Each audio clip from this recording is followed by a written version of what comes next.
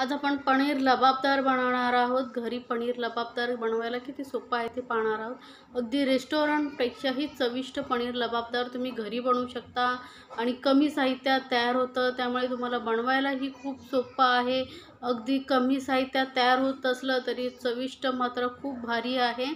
एकदा नक्की बनवून बघा आणि मला कमेंट्समध्ये जरूर सांगा तुम्हाला ही रेसिपी कशी वाटली। तर पनीर लबाबदार बनवण्यासाठी आपण गॅसवरती एक पॅन ठेवला आहे।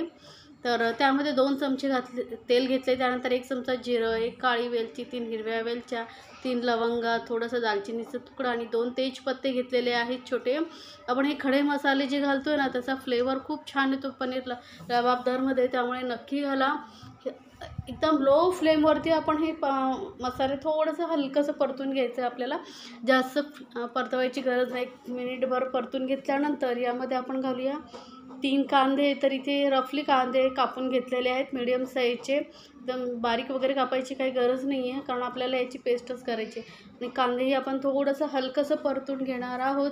जास्त म्हणजे लालसर वगैरे होईपर्यंत आपल्याला परतवायची गरज नाही आहे। बस थोडंसं ना ट्रान्सपरंट झालं का बस आपल्याला एवढेच परतून घ्यायचे आहेत। या पद्धतीने तुम्ही पनीर लबाबदार बनवून बघा, खरंच खूप चविष्ट लागतं। आता यामध्ये 1 इंच आल्याचा तुकडा घातलेला आहे। थोडासा कांदा ट्रान्सपरंट झाल्यानंतर आणि 7-8 लसणाच्या पाकळ्या घ्यायच्या आहेत आणि त्याही आपण आता ह्या कांद्याबरोबर थोडंसं परतून घेणार आहोत। सतत आपल्याला मिक्स करत राहायचं आहे, म्हणजे कांदा कुठेही करपला नाही पाहिजे। आता आणि थोडा एकदम कमी गॅसवरती मिक्स केल्यानंतर आपण या पद्धतीने आपण पेस्ट बनवली ना पनीर लबाबदारची, खूप चविष्ट लागते आणि बनवायलाही खूप सोपी आहे। अगदी घाई करू नका। थोडंसं बघा आता कांदा आपला थोडा ट्रान्सपरंट झालेला आहे, बस इतपत आपल्याला परतवून घ्यायचं आहे, जास्त परतवायची गरज नाही आहे। आता थोडंसं भाजून घेतल्यानंतर यामध्ये आपण घालणार आहोत टोमॅटो।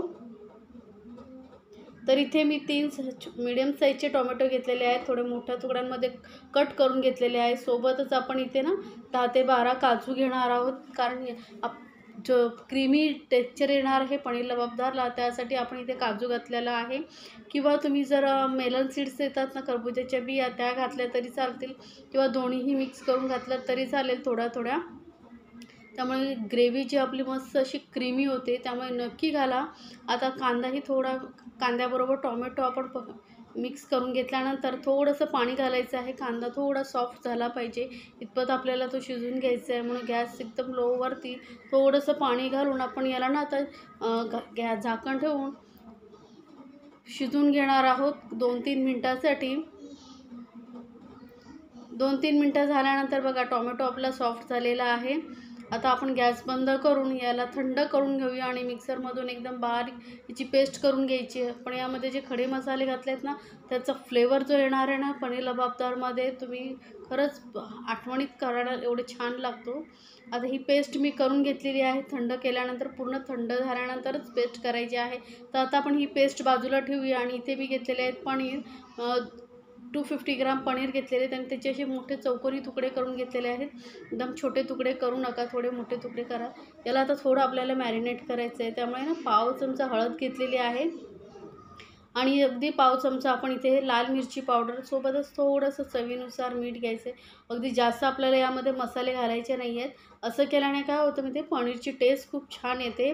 तर थोडंसं हलकंसं आपण हे मिक्स करून घेणार आहोत। तर हे पनीरला सर्व मसाले लागले ना की खूपच छान टेस्ट येते। आता पॅनमध्ये मी अगदी थोडंसं 2 चमचे छोटेसे तेल घेतलेलं आहे आणि यावरती आपण हे पनीर थोडं फ्राय करून घेणार आहोत। तर थोड्याने असं पूर्ण व्यवस्थित पलटून आपण याला फ्राय करून घ्यायचं आहे आणि गॅस एकदम लोवरती ठेवायचा आहे। थोड्या वेळाने आपण बघा असं टर्न करत राहायचं आहे आणि याला फ्राय करून घ्यायचं आहे। यामुळे काय होतं पनीरची जी टेस्ट आहे ना ती एकदम जबरदस्त लागते। किंवा तुम्हाला जर असं नसेल करायचं तर नॉर्मल असेच पनीर घातले तरी चालतील, पण एकदा या पद्धतीने करून बघा, खरंच खूप छान लागतात। थोडासा क्रंचीनेसपणा येतो ना त्यांना पनीरला खूप छान लागतं। तर जास्तही आपल्याला फ्राय नाही करायचे, नाही तर हार्ड होतील. तर हे बघा पनीर आपले मस्त फ्राय झालेले आहेत, बाजूला ठेवूया. आणि गॅसवरती मी दुसरा पॅन ठेवला आणि त्यामध्ये साधारण 2 चमचे तेल घ्यायचं आहे, मोठे 2 चमचे तेल घेतलेलं आहे. आणि यामध्ये आता एक हिरवी मिरची मी घालते आहे.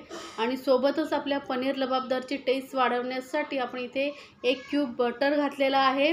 खूप छान टेस्ट येते बटरमुळे. सोबतच पाव चमचा एवढी हळद घातलेली आहे आणि 1 चमचा आपण यामध्ये लाल मिरची पावडर घातलेली आहे. आता हे मसाले आणि बटर वगैरे आपण सर्व व्यवस्थित मिक्स करून घ्यायचं आहे. आणि गॅस एकदम लोवरती ठेवायची आणि लो फ्लेमवरती आपण हे मिक्स करत राहायचं आहे, सतत मिक्स करत राहायचं आहे. आणि सोबतच यामध्ये एक बारीक कापून घेतलेली मी सिमला मिरची घातलेली आहे.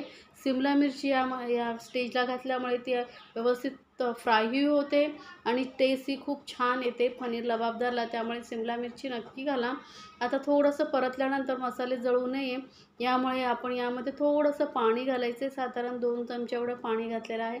पाणी घातल्यामुळे मसाल्यांची जी प्रोसेस असते ती थोडी स्लो होते आणि मसाले आपले करपत नाहीत, त्यामुळे पाणी थोडंसं घालायचं आहे.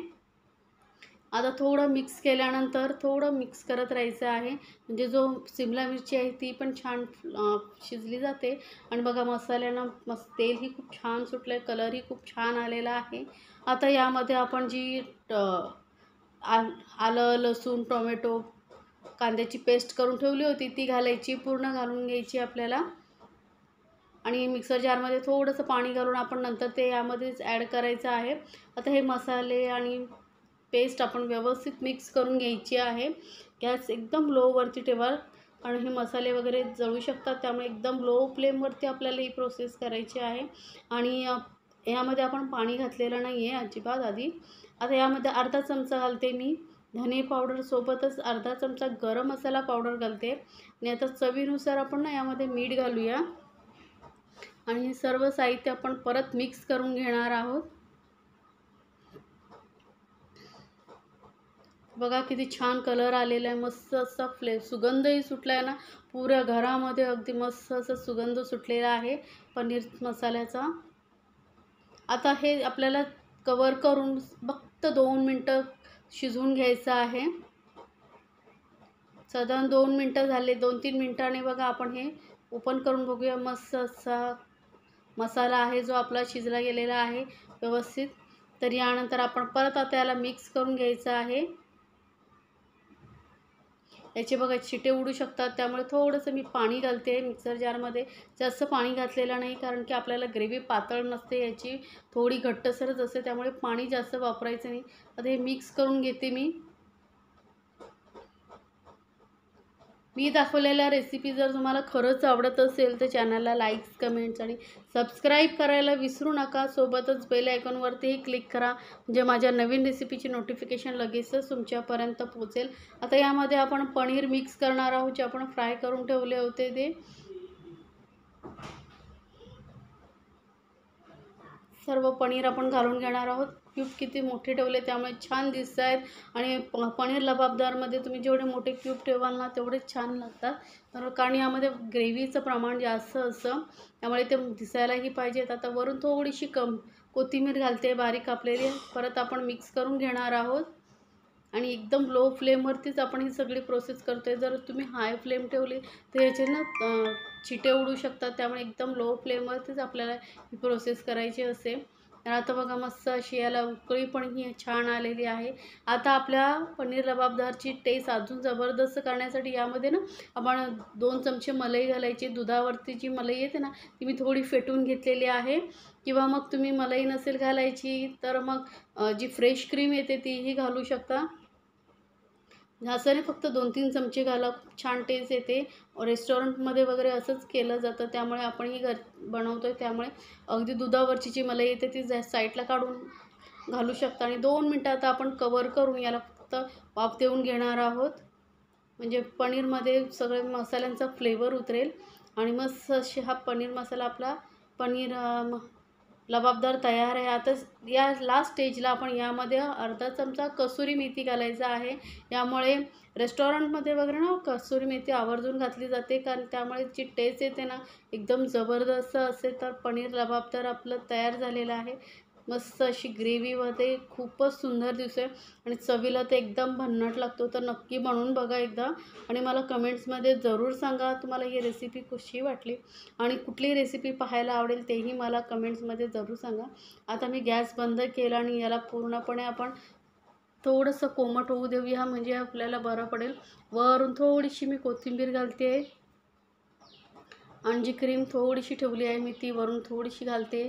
त्यामुळे लूक खूप सुंदर येतो आणि जेव्हा लूक सुंदर येतो तेव्हाच खाण्यामध्ये मजा येते. त्यामुळे आपण याचं प्रेझेंटेशनही तसंच करणार आहोत. तर बघा किती सुंदर दिसतंय पनीर लबाबदार. मी वरून थोडीशी क्रीम आणि थोडंसं ना पनीर किसून घातलेलं आहे, त्यामुळे दिसायला खूपच सुंदर दिसतंय आणि तेवढंच चविष्ट असं हे रोटी किंवा नान बरोबर, पोळीबरोबरही खाऊ शकता. एकदम अप्रतिम लागतं. तर नक्की बनवा आणि पटापट. जर रेसिपी आवडत असेल तर कमेंट्स जरूर करा आणि मला कमेंट्समध्ये सांगा तुम्हाला ही रेसिपी कशी वाटली आणि रेसिपीबद्दल काही अजून का तुम्हाला सुचवायचं असेल तर तेही तुम्ही सुचवू शकता मला.